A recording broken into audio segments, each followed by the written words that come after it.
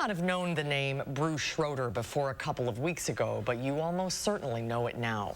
Yeah, he's the judge overseeing the Kyle Rittenhouse trial, and he's had some pretty noteworthy moments during it. Brad Hamilton spoke with someone who's been in Schroeder's courtroom and an expert who's argued before plenty of other judges in the past. So, Brad, what was their take?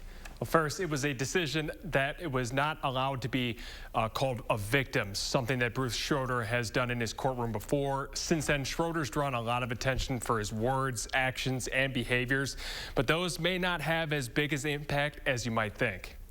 Controversial rulings, startling arguments against attorneys. Commenting on the defendant's post-arrest silence. And yesterday, an off-color remark regarding Asian food during the lunch break. The Asian food isn't coming.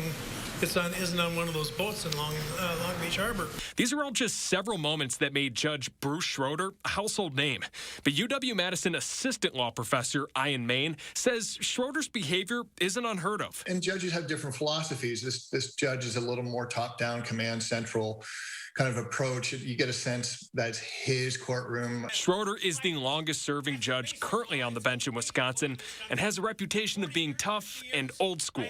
That was apparent earlier this week when he reprimanded the prosecutor during a tense back and forth. However, Main says this kind of emotional exchange happens, especially when the stakes are this high. I understand that there's going to be a sense, depending on your feelings, and you may be right, that it's biased one way or the other. But I don't see, as a litigator, having certainly litigated in front of a biased judge. I mean, this doesn't feel like that. But it's one thing to watch a trial on TV. It's another to be there. CBS 58 reporter Kristen Barbarisi has covered the trial every day, watching Schroeder from across the courtroom. Do I personally think that I know how the judge feels about this case and his thoughts on guilt or innocence? Yeah, I think some of that has showed. But has it showed in a way that it's going to impact what the jury decides? I don't think so.